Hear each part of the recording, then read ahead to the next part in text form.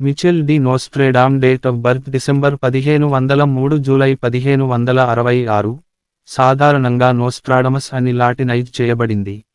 ఒక ఫ్రెంచ్ జ్యోతిష్కుడు, వైద్యుడు మరియు ప్రఖ్యాత జ్ఞాని. అతను తన లెస్ ప్రొఫెటీస్ 1555లో ప్రచురించబడిన పుస్తకానికి ప్రసిద్ధి చెందాడు. 942 కవితా చతుర్భుజాల సంకలనం భవిష్యత్ సంఘటనలను అంచనా వేస్తుంది. నోస్ట్రాడమస్ తండ్రి కుటుంబం వాస్తవానికి యూదు. కానీ నోస్ట్రాడమస్ పుట్టడానికి ఒక తరం ముందు కాథలిక్ క్రైస్తవ మతంలోకి మారారు. అతను అవిజ్ఞాన్ విశ్వవిద్యాలయంలో చదువుకున్నాడు. కానీ ప్లేగు వ్యాప్తి కారణంగా విశ్వవిద్యాలయం మూసివేయబడిన ఒక సంవత్సరం తర్వాత బలవంతంగా వదిలి వెళ్లవలసి వచ్చింది. అతను డాక్టరేట్ సంపాదించాలనే ఆశతో మోంట్పెల్లియర్ విశ్వవిద్యాలయంలోకి ప్రవేశించే ముందు చాలా సంవత్సరాలు అపోతెకరీగా పనిచేశాడు. కానీ అపోతెకరీగా విశ్వవిద్యాలయాల చట్టాలచే నిషేధించబడిన మాన్యువల్ వ్యాపారం అతని పనిని కనుగొన్న వెంటనే దాదాపు వెంటనే బహిష్కరించబడ్డాడు. అతను మొదట 1531లో వివాహం చేసుకున్నాడు. కానీ అతని భార్య మరియు ఇద్దరు పిల్లలు 1534లో మరొక ప్లేగు వ్యాప్తి సమయంలో మరణించారు. అతను ఇతర వైద్యులతో కలిసి ప్లేగుకు వ్యతిరేకంగా పనిచేశాడు. అన్నే పోన్సార్డేతో అతనికి 6 పిల్లలు ఉన్నారు. అతను 1550 కోసం ఒక పంచాంగాన్ని వ్రాసాడు మరియు దాని విజయం ఫలితంగా, అతను వివిధ సంపన్న పోషకుల కోసం జ్యోతిష్కుడిగా పనిచేయడం ప్రారంభించినందున భవిష్యత్ సంవత్సరాలలో వాటిని రాయడం కొనసాగించాడు. కేథరీన్ డి మెడిసి అతని ప్రముఖ మద్దతుదారులలో ఒకరిగా మారింది. 1555లో ప్రచురించబడిన అతని లెస్ ప్రొఫెటీస్ చారిత్రక మరియు సాహిత్య పూర్వాపరాల మీద ఎక్కువగా ఆధారపడింది మరియు ప్రారంభంలో మిశ్రమ ఆదరణ పొందింది. అతను తన జీవిత చివరలో తీవ్రమైన గౌట్తో బాధపడ్డాడు. అది చివరికి ఎడెమాగా అభివృద్ధి చెందింది. అతను 1 లేదా జూలై 2, 1566న మరణించాడు. చాలా మంది ప్రముఖ రచయితలు అతని జీవితం గురించి అపోక్రిఫాల్ లెజెండ్లను తిరిగి చెప్పారు. అతని లెస్ ప్రొఫెటీస్ ప్రచురించబడిన సంవత్సరాలలో, నోస్ట్రాడమస్ అనేక మంది మద్దతుదారులను ఆకర్షించాడు. వారు కొన్ని ప్రముఖ ప్రెస్లతో పాటు అనేక ప్రధాన ప్రపంచ సంఘటనలను ఖచ్చితంగా అంచనా వేసిన ఘనత అతనికి ఉంది. నోస్ట్రాడమస్కు నిజమైన అతీంద్రియ భవిష్య సామర్థ్యాలు ఉన్నాయా అనే భావనను విద్యాసంబంధ మూలాలు తిరస్కరించాయి మరియు ప్రపంచ సంఘటనలు మరియు నోస్ట్రాడమస్ యొక్క క్వాట్రైన్ల మధ్య ఏర్పడిన అనుబంధాలు కొన్నిసార్లు ఉద్దేశపూర్వకంగా తప్పుడు వివరణలు లేదా తప్పుడు అనువాదాల ఫలితమేనని పేర్కొంది. ఈ విద్యావేత్తలు నోస్ట్రాడమస్ యొక్క అంచనాలు లక్షణపరంగా అస్పష్టంగా ఉన్నాయని వాదించారు. అంటే వాటిని వాస్తవంగా దేనికైనా అన్వయించవచ్చు మరియు వారి రచయితకు నిజమైన భవిష్యవాణి శక్తులు ఉన్నాయో లేదో నిర్ధారించడానికి పనికిరావు. నోస్ట్రాడమస్ 14 లేదా డిసెంబర్ 21, 1503లో Saint Remy de Provence, France లో జన్మించాడు. అక్కడ అతని జన్మస్థలం ఇప్పటికీ ఉంది మరియు మిచెల్కు బాప్టిజం ఇచ్చాడు. అతను నోటరీ జౌమ్ లేదా జాక్వెస్ డి నోస్ట్రేడామ్ మరియు సెయింట్ రెమీలో వైద్యుడిగా పనిచేసిన పియరీ డి సెయింట్ రెమీ యొక్క మనవరాలు అయిన రేనియర్లకు కనీసం 9 మంది పిల్లలలో ఒకరు. జౌమ్ కుటుంబం మొదట యూదుగా ఉండేది. అయితే అతని తండ్రి, క్రెస్క్వాస్, అవిజ్ఞాన్లో ధాన్యం మరియు డబ్బు వ్యాపారి. 1459-60లో క్రైస్తవ పేరు పియర్ మరియు ఇంటి పేరు నోస్ట్రేడామ్ అవర్ లేడీతో క్యాథలిక్ మతంలోకి మారారు. ఎవరి రోజున అతని మతమార్పిడి ఘనంగా జరిగింది. పితృపక్షంలో గుర్తించదగిన తొలి పూర్వీకుడు కార్కాసోన్నే యొక్క ఆస్ట్రుజ్. అతను సుమారు 1420లో మరణించాడు. మిచెల్ యొక్క తెలిసిన తోబుట్టువులలో డెల్ఫిన్, జీన్ సి. 1507 నుండి 1577, Pierre, Hector, Louis, Bertrand, Jean 2 జననం 1522 మరియు ఆంటోయిన్ జననం 1523. అతని బాల్యం గురించి చాలా తక్కువగా తెలుసు. అయినప్పటికీ అతను తన తల్లి తరపు ముత్తాత జీన్ డి సెయింట్ రెమీ ద్వారా విద్యనభ్యసించబడ్డాడని ఒక నిరంతర సంప్రదాయం ఉంది. ఈ సంప్రదాయం కొంతవరకు బలహీనపడింది. 1504 తర్వాత బాలుడు కేవలం 1 సంవత్సరం వయస్సులో ఉన్నప్పుడు చారిత్రక రికార్డు నుండి రెండోది అదృశ్యమవుతుంది.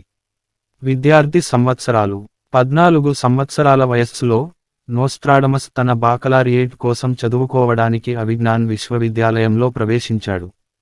1 సంవత్సరం కంటే కొంచెం ఎక్కువ సమయం గడిచిన తర్వాత అతను జ్యామితి, అంకగణితం, సంగీతం మరియు ఖగోళ శాస్త్రం, జ్యోతిష శాస్త్రం యొక్క తరువాతి క్వాడ్రివియం కంటే వ్యాకరణం, వాక్చాతుర్యం మరియు తర్కం యొక్క సాధారణ ట్రివియంను అధ్యయనం చేసినప్పుడు, విశ్వవిద్యాలయం మూసివేయబడినప్పుడు అతను అవిజ్ఞాన్ను విడిచిపెట్టవలసి వచ్చింది. ప్లేగు వ్యాప్తి సమయంలో తలుపులు అవిజ్ఞాన్ను విడిచిపెట్టిన తర్వాత నోస్ట్రాడమస్ తన సొంత ఖాతా ప్రకారం 1521 నుండి 8 ఏళ్లపాటు మూలికా ఔషధాలపై పరిశోధనలు చేస్తూ గ్రామీణ ప్రాంతాలకు వెళ్ళాడు. 1529లో అపోతెకరీగా కొన్నాళ్ల తర్వాత అతను వైద్యశాస్త్రంలో డాక్టరేట్ కోసం మాంట్పెలియర్ విశ్వవిద్యాలయంలో ప్రవేశించాడు. అతను అపోతెకరీ అని, యూనివర్సిటీ చట్టాలచే స్పష్టంగా నిషేధించబడిన మాన్యువల్ ట్రేడ్ అని మరియు వైద్యులపై అపవాదు చెలాయిస్తున్నాడని కనుగొనబడినప్పుడు అతను విద్యార్థి ప్రొక్యూరేటర్ గుయిలౌమ్ రొండెలెట్ చేత కొంతకాలం తర్వాత బహిష్కరించబడ్డాడు.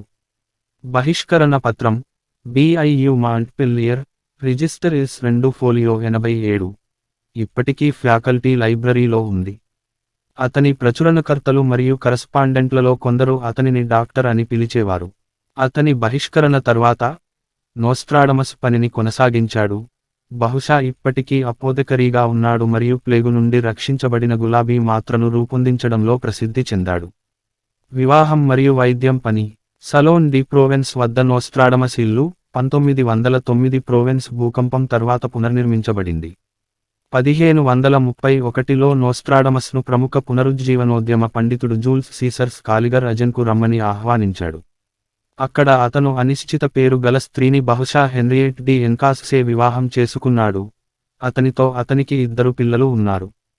1534లో అతని భార్య మరియు పిల్లలు బహుశా ప్లేగు వ్యాధితో మరణించారు. వారి మరణాల తరువాత అతను ఫ్రాన్స్ మరియు బహుశా ఇటలీ గుండా ప్రయాణించడం కొనసాగించాడు. 1545లో అతను తిరిగి వచ్చినప్పుడు అతను మార్సెయిల్లో పెద్ద ప్లేగు వ్యాప్తికి వ్యతిరేకంగా చేసిన పోరాటంలో ప్రముఖ వైద్యుడు లూయిస్ సెర్రేకు సహాయం చేశాడు.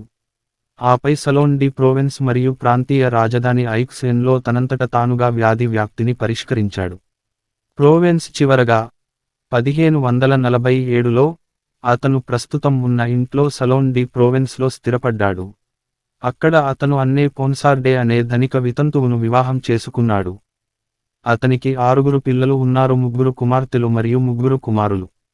1556 మరియు 1567 మధ్య అతను మరియు అతని భార్య పెద్దగా నీరులేని సలోన్ డి ప్రోవెన్స్ మరియు సమీపంలోని డెసర్ట్ డిలకు నీటిపారుదల కొరకు కెనాల్ డి క్రాపొన్నెను రూపొందించడానికి ఆడమ్ డి క్రాపొన్నె నిర్వహించిన భారీ కాలువ ప్రాజెక్టులో 13వ వంతు వాటాను పొందారు.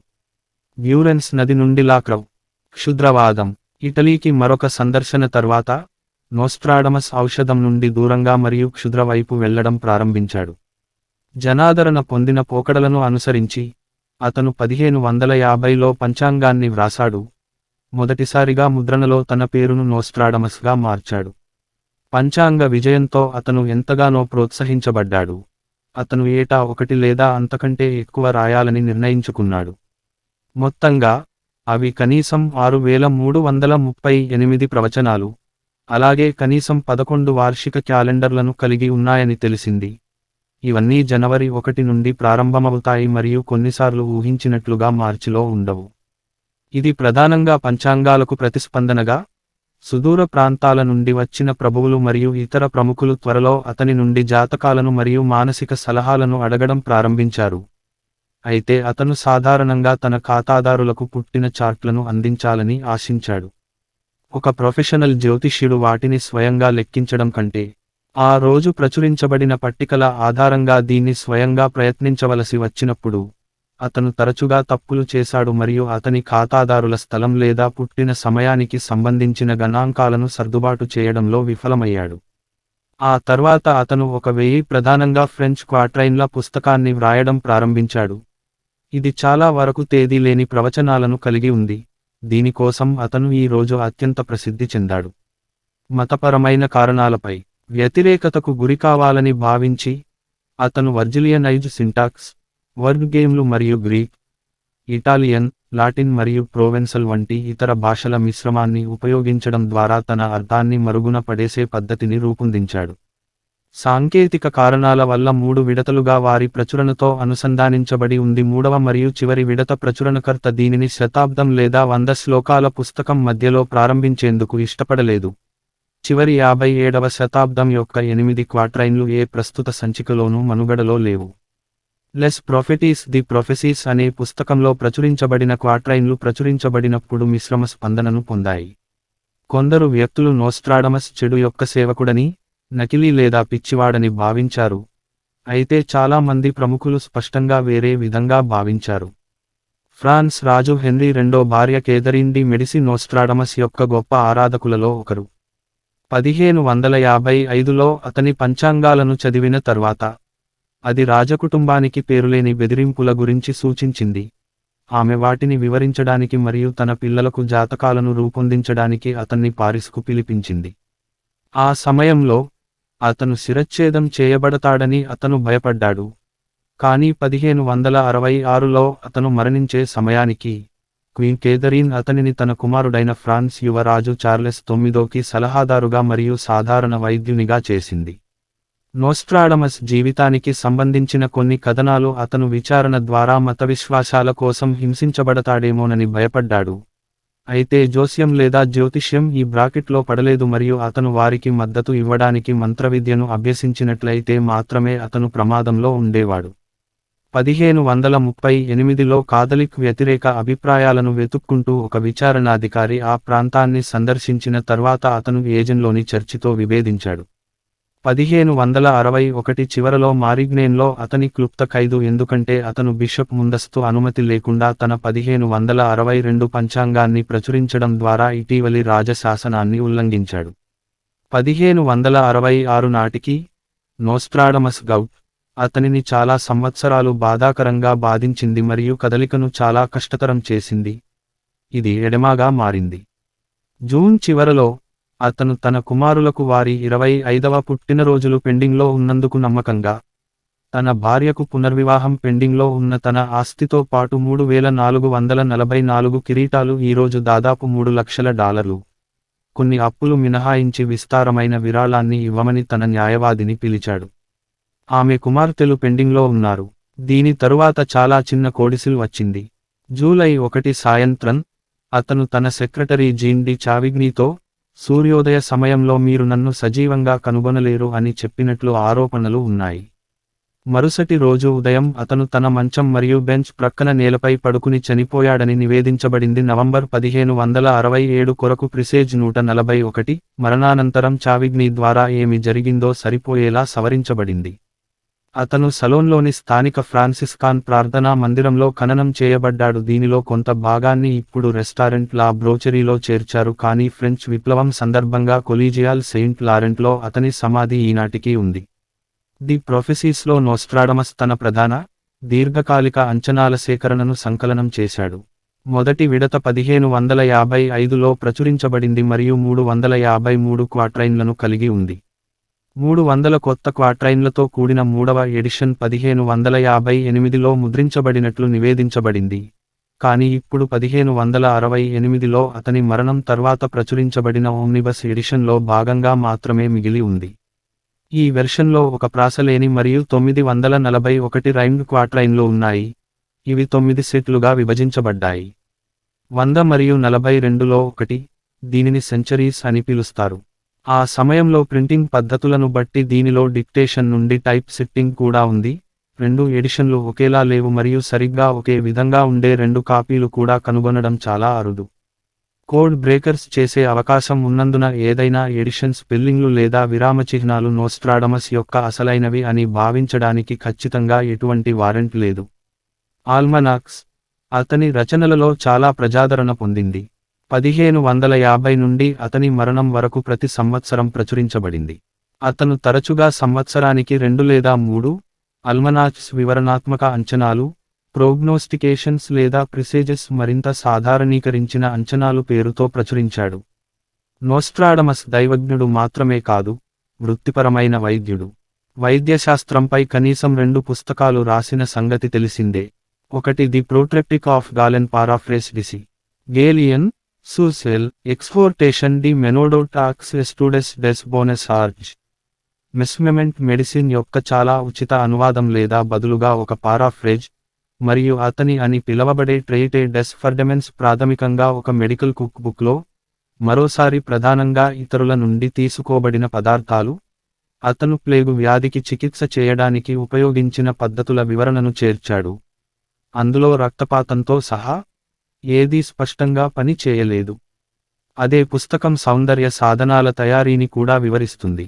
లియోన్ మునిసిపల్ లైబ్రరీలో సాధారణంగా ఒరస్ అపోలో అని పిలువబడే ఒక మాన్యుస్క్రిప్ట్ కూడా ఉంది. ఇక్కడ నోస్ట్రాడమస్కు సంబంధించిన 2000 అసలు పత్రాలు మిచెల్ చోమరాట్ ఆధ్వర్యంలో నిల్వ చేయబడ్డాయి. ఇది తరువాతి లాటిన్ వెర్షన్ల ఆధారంగా ఈజిప్షియన్ హైరోగ్లిఫ్స్ పై పురాతన గ్రీకు రచన యొక్క ఉద్దేశపూర్వక అనువాదం. దురదృష్టవశాత్తు ఇవన్నీ పురాతన ఈజిప్షియన్ లిపి యొక్క నిజమైన అర్థాలను గురించి తెలియనివి. ఇది 19వ శతాబ్దంలో చాంపోలియన్ వరకు సరిగ్గా అర్థం చేసుకోబడలేదు. అతని మరణం నుండి ప్రవచనాలు మాత్రమే ప్రజాదరణ పొందాయి, అయితే ఈ సందర్భంలో అవి చాలా అసాధారణంగా ఉన్నాయి. వాటి యొక్క 200కు పైగా సంచికలు ఆ సమయంలో 2000 కంటే ఎక్కువ వ్యాఖ్యానాలతో కలిసి వచ్చాయి. జనాదరణ పొందిన సంస్కృతిలో వారి పట్టుదల పాక్షికంగా కనిపిస్తుంది, ఎందుకంటే వారి అస్పష్టత మరియు డేటింగ్ లేకపోవడం వల్ల ప్రతి ప్రధాన నాటకీయ సంఘటన తర్వాత వాటిని ఎంపిక చేసి కోట్ చేయడం సులభం చేస్తుంది మరియు వాటిని హిట్లుగా క్లెయిమ్ చేయడం సులభతరం చేస్తుంది. నోస్ట్రాడమస్ తన ప్రచురితమైన అంచనాలను న్యాయపరమైన జ్యోతిషశాస్త్రంపై ఆధారపడినట్లు పేర్కొన్నాడు. జననాలు, వివాహాలు, పట్టాభిషేకాలు మొదలైన సంఘటనల యొక్క నాణ్యత, అందువలన సంభావ్యత యొక్క జ్యోతిష్య తీర్పు లేదా అంచనా. కాని వృత్తిపరమైన జ్యోతిష్కులచే తీవ్రంగా విమర్శించబడ్డాడు. లారెన్స్ విడెల్ వంటి అసమర్థత కోసం మరియు తులనాత్మక జాతకం భవిష్యత్ గ్రహాల కాన్ఫిగరేషన్లను దానితో పాటు తెలిసిన గత సంఘటనలతో పోల్చడం వాస్తవానికి భవిష్యత్తులో ఏమి జరుగుతుందో అంచనా వేయగలదని భావించారు. అతని ప్రవచనాత్మక రచనలో చాలా వరకు పురాతన ప్రపంచ ప్రవచనాల ప్రధానంగా బైబిల్ ఆధారిత సేకరణలు, చారిత్రక సంఘటనలు మరియు శకున నివేదికల సంకలనాలకు సంబంధించిన సూచనలతో అనుబంధంగా ఉంటాయి మరియు భవిష్యత్తులో వాటిని కొంత భాగం చూపుతాయని పరిశోధనలు సూచిస్తున్నాయి. తులనాత్మక జాతకం యొక్క సహాయం. అందువల్ల సుల్లా, గైయస్ మారియస్, నీరో మరియు ఇతరులు వంటి పురాతన వ్యక్తులకు సంబంధించిన అనేక అంచనాలు, అలాగే మేఘాలలో యుద్ధాలు మరియు ఆకాశం నుండి పడే కప్పలు గురించి అతని వివరణలు ఉన్నాయి. జ్యోతిష్యం కూడా నోస్ట్రాడమస్ యొక్క ముందుమాటలో కేవలం 2 సార్లు మరియు శతాబ్దాలలో 41 సార్లు మాత్రమే ప్రస్తావించబడింది, కానీ హెన్రీ II రాజుకు అంకితం చేసిన లేఖలో చాలా తరచుగా ప్రస్తావించబడింది. అతని 6వ శతాబ్దపు చివరి క్వార్ట్రైన్లో అతను ప్రత్యేకంగా జ్యోతిష్కులపై దాడి చేశాడు. అతని చారిత్రక మూలాలలో లివి, సూటోనియస్, ది 12 సీజర్స్, ప్లూటార్క్ మరియు ఇతర శాస్త్రీయ చరిత్రకారులు, అలాగే విల్లెహార్డ్విన్ యొక్క జియోఫ్రీ మరియు జీన్ ఫ్రోయిసార్ట్ వంటి మధ్యయుగ చరిత్రకారుల నుండి సులభంగా గుర్తించదగిన భాగాలు ఉన్నాయి. అతని అనేక జ్యోతిష్య సూచనలు 1549 నుండి 50 నాటి రిచర్డ్ రౌసాట్ యొక్క లివ్రే డి ఎల్ ఎస్టాటేట్ మ్యూటేషన్స్ డెస్ టెంప్స్ నుండి దాదాపు పదానికి తీసుకోబడ్డాయి. అతని ప్రధాన ప్రవచనాత్మక మూలాలలో ఒకటి స్పష్టంగా 1522 నాటి మిరాబిలిస్ లిబర్, ఇందులో సూడో మెథోడియస్, టిబర్టిన్ సిబిల్, జోచిమ్ ఆఫ్ ఫియోర్, సవోనరోలా మరియు ఇతరులు. అతని ముందుమాటలో 24 బైబిల్ ఉల్లేఖనాలు ఉన్నాయి, అన్నీ ఉన్నాయి. సవోనరోలా ఉపయోగించారు. ఈ పుస్తకం 1520లలో గణనీయమైన విజయాన్ని సాధించింది. ఇది 6 డజను సంచికల ద్వారా వెళ్ళింది, కానీ దాని ప్రభావాన్ని కొనసాగించలేదు. బహుశా దానిలోని లాటిన్ టెక్స్ట్ ప్రాచీన గ్రీకు మరియు ఆధునిక ఫ్రెంచ్ మరియు ప్రోవెన్సాల్తో కలిపి గోతిక్ లిపి మరియు చాలా కష్టమైన సంక్షిప్తాలు. ఫ్రెంచ్లో ఈ ప్రవచనాలను తిరిగి పారాఫ్రేజ్ చేసిన వారిలో నోస్ట్రాడమస్ ఒకడు. అవి అతనికి ఎందుకు జమ అయ్యాయో వివరించవచ్చు. 16వ శతాబ్దంలో దోపిడీకి సంబంధించిన ఆధునిక అభిప్రాయాలు వర్తించవు. రచయితలు ప్రత్యేకించి క్లాసిక్ల నుండి రసీదు లేకుండా తరచుగా కాపీ చేసి పారాఫ్రేజ్ చేసిన భాగాలను కలిగి ఉంటారు. అతను నిజానికి దీని కోసం బైబిలియోమెన్సీని ఉపయోగించాడని తాజా పరిశోధన సూచిస్తుంది. యాదృచ్ఛికంగా చరిత్ర లేదా జోస్యం యొక్క పుస్తకాన్ని ఎంచుకుని, అది ఏ పేజీలో తెరవబడిందో దాని నుండి అతని సూచనను తీసుకుంటుంది. 1504లో పెట్రస్ క్రినిటస్ చే డి హోనెస్టా డిసిప్లినా నుండి మరిన్ని విషయాలు సేకరించబడ్డాయి. ఇందులో మైఖేల్ పసెల్లోస్ యొక్క డి డెమోనిబస్ మరియు డి మిస్టరీస్ ఈజిప్టియోరం, ఈజిప్ట్ యొక్క రహస్యాలు గురించి కల్దియన్ మరియు అస్సిరియన్ మ్యాజిక్పై ఒక పుస్తకం నుండి సేకరించబడింది. ఇయంబ్లికస్, 4వ శతాబ్దపు నియో ప్లాటోనిస్ట్, రెండింటి యొక్క లాటిన్ వెర్షన్లు ఇటీవలే లియోన్లో ప్రచురించబడ్డాయి మరియు రెండింటి నుండి సంగ్రహాలు అతని మొదటి 2 పద్యాలలో రెండవ సందర్భంలో దాదాపు అక్షరాలా పారాఫ్రేజ్ చేయబడ్డాయి. వాటిలో మొదటిది ఈ కథనానికి జోడించబడింది. 1555లో నోస్ట్రాడమస్ తన లైబ్రరీలోని క్షుద్ర క్రియలన్నింటినీ కాల్చివేసినట్లు పేర్కొన్నది నిజం అయితే, ఈ అగ్నిప్రమాదంలో ఏ పుస్తకాలు నాశనమయ్యాయో ఎవరూ ఖచ్చితంగా చెప్పలేరు. 17వ శతాబ్దంలో మాత్రమే ప్రజలు అతని అంతకుముందు, ప్రధానంగా శాస్త్రీయ మూలాలపై ఆధారపడటాన్ని గమనించడం ప్రారంభించారు. నోస్ట్రాడమస్ చారిత్రక పూర్వాపరాలపై ఆధారపడటం, అతను అనేక సందర్భాలలో ప్రవక్త అంటే అతని స్వంత ప్రవచనాత్మక శక్తులు కలిగిన వ్యక్తి అనే లేబుల్ను స్పష్టంగా తిరస్కరించడం ద్వారా ప్రతిబింబిస్తుంది. నా కుమారుడా, నేను ప్రవక్త అనే పదాన్ని ఉపయోగించినప్పటికీ, అటువంటి ఉన్నతమైన ఉత్కృష్టమైన బిరుదును నేను ఆపాదించుకోను. సీజర్కు ముందుమాట 1555. నా పేరు లేదా ప్రవక్త పాత్రను నేను ఆపాదించుకుంటాను. సీజర్కు ముందుమాట 1555. కొంతమంది రాబోయే గొప్ప మరియు అద్భుతమైన విషయాలను అంచనా వేశారు. నేను ఇక్కడ అలాంటి బిరుదును ఏ విధంగానూ ఆపాదించుకోలేదు. Letter to King Henry 2, 1558. నేను ప్రవక్త అని చెప్పుకునేంత మూర్ఖుడిని అని కాదు. ప్రివీ కౌన్సిలర్ తరువాత ఛాన్సలర్ బిరాక్కి బహిరంగ లేఖ, జూన్ 15, 1566. సాహిత్య మూలాలపై ఈ ఆధారపడటం వలన నోస్ట్రాడమస్ ట్రాన్స్ స్థితిలోకి ప్రవేశించడానికి ధ్యానం మరియు పొదిగే ఇతర ప్రత్యేక పద్ధతులను ఉపయోగించలేదు. ఈ ప్రక్రియ యొక్క అతని ఏకైక వివరణ అతని సేకరించిన లాటిన్ కరస్పాండెన్స్లోని లేటర్ 41లో ఉంది. అతను జ్వాల వీక్షించడం, నీటిని చూడడం లేదా రెండింటినీ ఏకకాలంలో ఉపయోగించే పురాతన పద్ధతులను ప్రయత్నించాడని ప్రసిద్ధ పురాణం అతని మొదటి 2 శ్లోకాల యొక్క అమాయక పఠనంపై ఆధారపడింది. ఇది అతని ప్రయత్నాలను డెల్ఫిక్ మరియు బ్రాంచిడిక్ ఒరాకిల్స్తో పోల్చింది. వీటిలో మొదటిది ఈ ఆర్టికల్ దిగువన పునరుత్పత్తి చేయబడింది మరియు రెండవది సంబంధిత ఫాక్స్ సైట్ను సందర్శించడం ద్వారా చూడవచ్చు. బాహ్య లింక్లను చూడండి. కింగ్ హెన్రీ ఈకి తన అంకితభావంలో, నోస్ట్రాడమస్ మానసిక ప్రశాంతత మరియు ప్రశాంతత ద్వారా నా ఆత్మ, మనస్సు మరియు హృదయాన్ని అన్ని జాగ్రత్తలు, ఆందోళన మరియు అశాంతిని ఖాళీ చేయడం గురించి వివరించాడు. అయితే డెల్ఫిక్ ఆచారం యొక్క కాంస్య త్రిపాద గురించి అతని తరచుగా ప్రస్తావించడం సాధారణంగా ముందు ఉంటుంది. అయినప్పటికీ అనే పదాలు ఒరిజినల్ టెక్స్ట్లకు బాహ్య సూచనలను మరోసారి సరిపోల్చండి. క్వాట్రైన్ల కంటెంట్. చాలా క్వాట్రైన్లు ప్లేగులు, భూకంపాలు, యుద్ధాలు, వరదలు, దండయాత్రలు, హత్యలు, కరువులు మరియు యుద్ధాలు వంటి వైపరీత్యాలతో వ్యవహరిస్తాయి. ఇవన్నీ తేదీ లేనివి మరియు మిరాబిలిస్ లిబర్ యొక్క ముందస్తు సూచనల ఆధారంగా ఉంటాయి. కొన్ని క్వాట్రైన్లు ఈ విపత్తులను మొత్తం పరంగా కవర్ చేస్తాయి. మరికొందరు ఒకే వ్యక్తి లేదా చిన్న సమూహానికి సంబంధించినవి. కొన్ని ఒకే పట్టణాన్ని కవర్ చేస్తాయి, మరికొన్ని అనేక దేశాల్లోని అనేక పట్టణాలను కవర్ చేస్తాయి. ఒక ప్రధానమైన అంతర్లీన ఇతివృత్తం ఏమిటంటే, యూరప్పై తూర్పు మరియు దక్షిణం నుండి ముస్లిం సేనలు ఊహించిన పాకులాడే నేతృత్వంలోని రాబోయే దండయాత్ర. ఇది అప్పటి ప్రస్తుత ఒట్టోమన్ దండయాత్రలు మరియు అంతకుముందు సారాసెన్ సమానమైన వాటిని ప్రత్యక్షంగా ప్రతిబింబిస్తుంది. మిరాబిలిస్ లిబర్. ఇవన్నీ ప్రపంచం అంతం కాబోతోందని భావించే సందర్భంలో ప్రదర్శించబడ్డాయి. వాస్తవానికి ఇది ప్రస్తావించబడనప్పటికీ ఆ సమయంలో అనేక ముగింపు సమయ ప్రవచనాల సేకరణలకు దారితీసింది. ఇందులో ప్రచురించబడనివి కూడా ఉన్నాయి. క్రిస్టోఫర్ కొలంబస్ ద్వారా సేకరణ.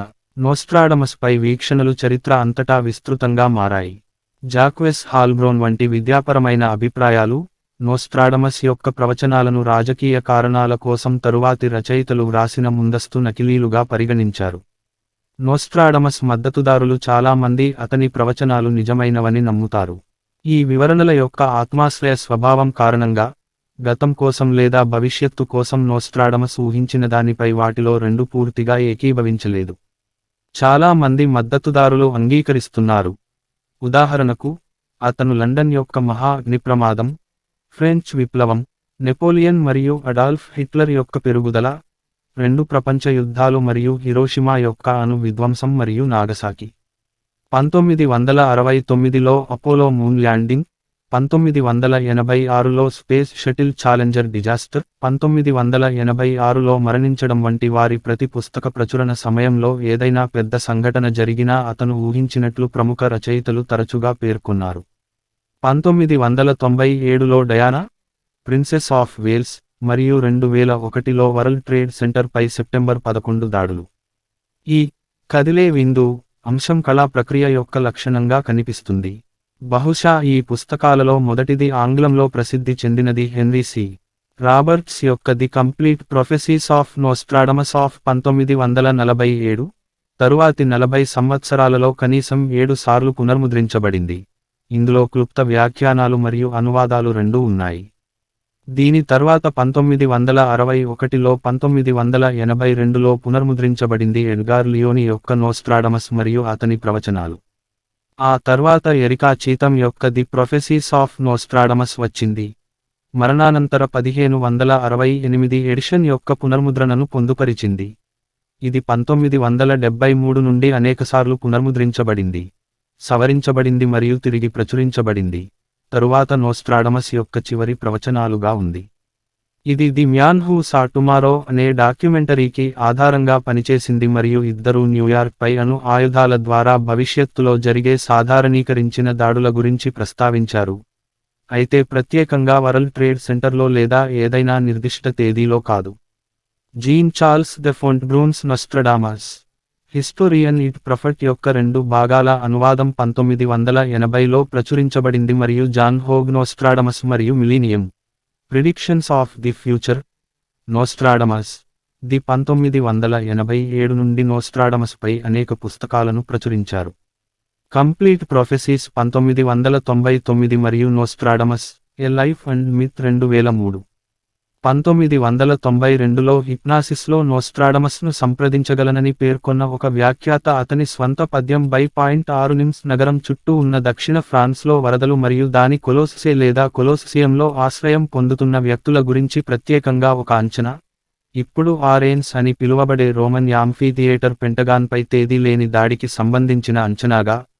కింగ్ హెన్రీ ఈకి చేసిన అంకిత లేఖలో చారిత్రక వీక్షకుడు తన ప్రవచనాలు యూరప్, ఉత్తర ఆఫ్రికా మరియు ఆసియా మైనర్లో భాగమని స్పష్టంగా పేర్కొన్నప్పటికీ, రాబర్ట్స్ను మినహాయించి, ఈ పుస్తకాలు మరియు వాటి యొక్క అనేక ప్రసిద్ధ అనుకరణలు కేవలం నోస్ట్రాడమస్ యొక్క జోస్యం యొక్క శక్తుల గురించి కాకుండా అతని ఉద్దేశించిన జీవిత చరిత్రలోని చమత్కారమైన అంశాలను కనిపెట్టడంలో కూడా దాదాపు ఏకాభిప్రాయం కలిగి ఉన్నాయి.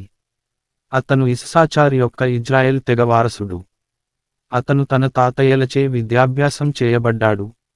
ఇద్దరూ ప్రోవెన్స్ యొక్క గుడ్ కింగ్ రెనే ఆస్థానానికి వైద్యులుగా ఉన్నారు. అతను తన మొదటి డిగ్రీని పొందేందుకు 1525లో మోంట్పెల్లియర్ విశ్వవిద్యాలయంలో చేరాడు. 1529లో అక్కడికి తిరిగి వచ్చిన తర్వాత, అతను విజయవంతంగా వైద్య డాక్టరేట్ తీసుకున్నాడు. అతను అక్కడ మెడికల్ ఫ్యాకల్టీలో ఉపన్యాసానికి వెళ్ళాడు. అతని అభిప్రాయాలు చాలా ప్రజాదరణ పొందలేదు. అతను విశ్వం యొక్క సూర్యకేంద్ర దృష్టికి మద్దతు ఇచ్చాడు. అతను హబ్స్బర్గ్ నెదర్లాండ్స్కు వెళ్ళాడు. అక్కడ అతను ఓర్వాల్ అబ్బేలో ప్రవచనాలను రూపొందించాడు. తన ప్రయాణాల సమయంలో, అతను కేవలం సెమినరీ సన్యాసిగా ఉన్న కాబోయే పోప్ సిక్స్టస్ అని గుర్తించడంతో సహా అనేక రకాల అద్భుతాలను ప్రదర్శించాడు.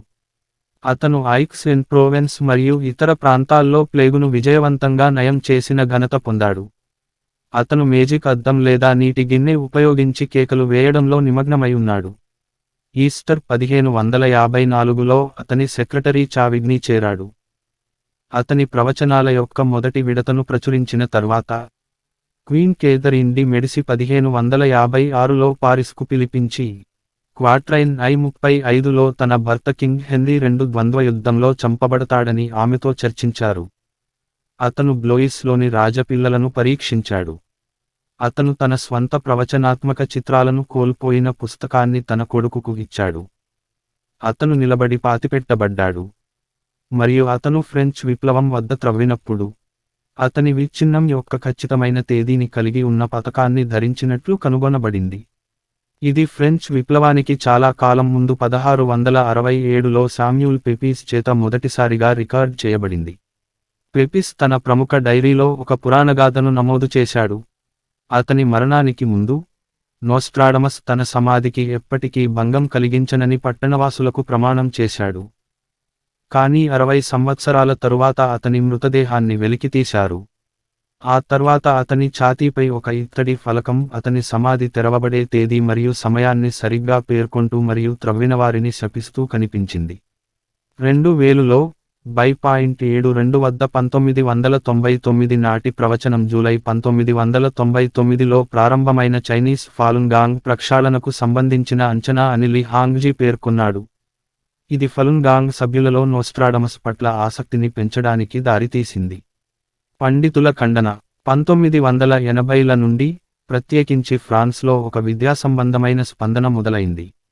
నోస్ట్రాడమస్ యొక్క ప్రైవేట్ కరస్పాండెన్స్ యొక్క 1983లో ప్రచురణ మరియు తరువాత సంవత్సరాలలో 1555 మరియు 1557 యొక్క అసలైన సంచికలను చోమరాట్ మరియు బెనజ్రా కనుగొన్నారు. దానితో పాటు చాలా అసలైన ఆర్కైవల్ మెటీరియల్ కనుగొనబడింది. నోస్ట్రాడమస్ గురించి దావా వేయబడినది డాక్యుమెంట్ చేయబడిన వాస్తవాలకు సరిపోలేదు. విద్యావేత్తలు కేవలం జాబితా చేయబడిన దావాలలో ఏ ఒక్కటి కూడా తెలిసిన సమకాలీన డాక్యుమెంటరీ సాక్ష్యం ద్వారా బ్యాకప్ చేయబడలేదని వెల్లడించారు. వాటిలో చాలా వరకు జౌబెర్ట్ 1656, గైనార్డ్ 1693 మరియు బరెస్టే 1840 వంటి చాలా కాలం తర్వాత వ్యాఖ్యాతలు వాస్తవంగా ప్రసారం చేసిన మూలం లేని పుకార్లపై ఆధారపడి ఉన్నాయి. 16వ శతాబ్దపు ఫ్రెంచ్ గ్రంథాల ఆధునిక అపార్థాలపై లేదా స్వచ్ఛమైన ఆవిష్కరణపై. కింగ్ హెన్రీ II మరణాన్ని క్వాట్రైన్ I-35 విజయవంతంగా ప్రవచించిందని తరచుగా అభివృద్ధి చెందిన సూచన కూడా నిజానికి ఈవెంట్ జరిగిన 55 సంవత్సరాల తర్వాత 1614 వరకు మొదటిసారిగా ముద్రణలో కనిపించలేదు. జేమ్స్ రాండి వంటి సంశయవాదులు ప్రవక్తగా అతని ఖ్యాతిని ఆధునిక కాల మద్దతుదారులచే రూపొందించబడిందని సూచిస్తున్నారు. వారు అతని మాటలను ఇప్పటికే సంభవించిన లేదా అనివార్యమైన సంఘటనలకు సరిపోయేలా చేస్తారు. ఈ ప్రక్రియను కొన్నిసార్లు రెట్రోయాక్టివ్ దివ్యదృష్టి అని పిలుస్తారు. పోస్ట్ఫిక్షన్. నోస్ట్రాడమస్ క్వాట్రైన్ అనేది ఒక నిర్దిష్ట సంఘటన జరగడానికి ముందు దానిని ఊహించినట్లుగా అర్థం చేసుకోబడలేదు. అస్పష్టమైన, సాధారణ పదాలు కాకుండా ఇతర సంఘటనల సంఖ్యకు సమానంగా వర్తించవచ్చు. ఇది 3.77 వంటి నిర్దిష్ట తేదీలను కలిగి ఉన్న క్వాట్రైన్లకు కూడా వర్తిస్తుంది. ఇది 1727లో అక్టోబర్లో పర్షియా రాజు వారిచే బంధించబడతాడు అని అంచనా వేసింది. ఇది ఎప్పటిలాగే ప్రవచనం. ఆ సంవత్సరం ఒట్టోమన్ సామ్రాజ్యం మరియు పర్షియా మధ్య తెలిసిన శాంతి ఒప్పందాన్ని ముందుగా తెలియజేసినట్లుగా, తరువాతి సంఘటనల వెలుగులో పునరాలోచనలో వివరించబడింది. ఈ సమయంలో ఈజిప్ట్ కూడా ముఖ్యమైన ఒట్టోమన్ భూభాగం. అదేవిధంగా బై.72 వద్ద నోస్ట్రాడమస్ యొక్క అపఖ్యాతి పాలైన 1999 జోస్యం ప్రసిద్ధ సంస్కృతిలో నోస్ట్రాడమస్ చూడండి అనేక విరుద్ధమైన సంఘటనలలో దేనినైనా సరిపోయేలా పదాలను వక్రీకరించడం మినహా, వ్యాఖ్యాతలు ముందు లేదా తర్వాత గుర్తించడంలో విజయం సాధించిన ఏ సంఘటనను వివరించలేదు. వారు హిట్స్ అని పేర్కొన్నారు. అంతేకాకుండా ఆరోపించిన మాయన్ ప్రవచనంపై పుస్తకాలు మరియు చలనచిత్రాల ద్వారా తరచుగా చెప్పబడినట్లుగా క్వాట్రైన్ సూచించదు. డిసెంబర్ 2012లో ప్రపంచం అంతం అవుతుందని ప్రవచనాలకు తన ముందుమాటలో నోస్ట్రాడమస్ స్వయంగా తన ప్రవచనాలు విస్తరించినట్లు పేర్కొన్నాడు. ఇప్పటి నుండి 3797 సంవత్సరం వరకు, ముందుమాట 1555లో వ్రాయబడినందున, అతని ప్రధాన జ్యోతిష్య మూలం ఇటీవల ప్రతిపాదించిన 2242-3797-1555తో కొంచెం ఎక్కువ సంబంధం కలిగి ఉండవచ్చు. రిచర్డ్ రౌసాట్ ప్రపంచ ముగింపుకు సాధ్యమయ్యే తేదీ. అదనంగా, నోస్ట్రాడమస్ క్వాట్రైన్ల యొక్క దాదాపు అన్ని ఆంగ్ల అనువాదాలు చాలా తక్కువ నాణ్యతతో ఉన్నాయని పండితులు ఎత్తి చూపారు. అవి 16వ శతాబ్దపు ఫ్రెంచ్ గురించి తక్కువ లేదా ఏ మాత్రం జ్ఞానాన్ని ప్రదర్శించలేదు.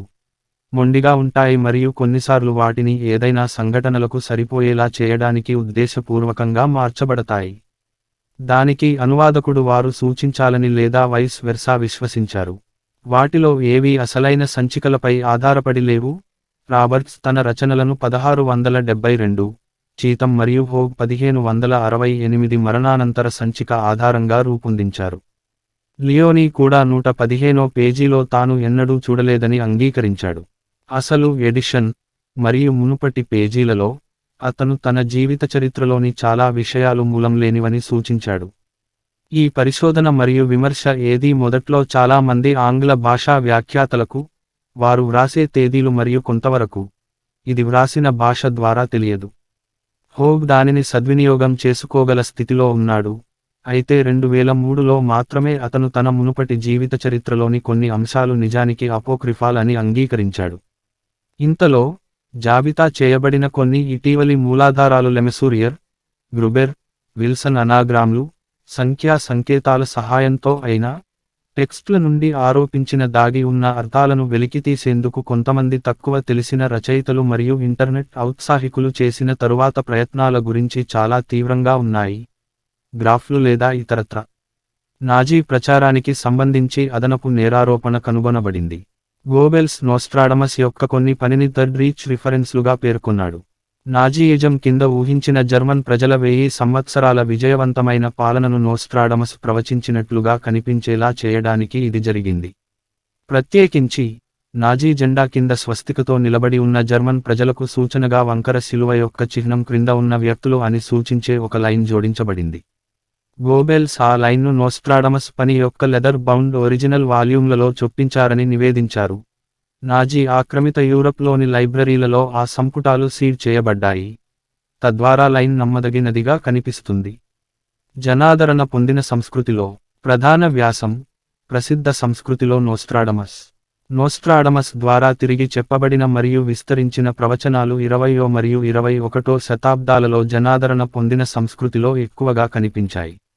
వందలాది పుస్తకాలకు ఫిక్షన్ మరియు నాన్ ఫిక్షన్ రెండూ సబ్జెక్ట్గా ఉండటంతో పాటు, నోస్ట్రాడమస్ జీవితం అనేక చలనచిత్రాలు మరియు వీడియోలలో చిత్రీకరించబడింది మరియు అతని జీవితం మరియు రచనలు మీడియా ఆసక్తికి సంబంధించిన అంశంగా కొనసాగుతున్నాయి.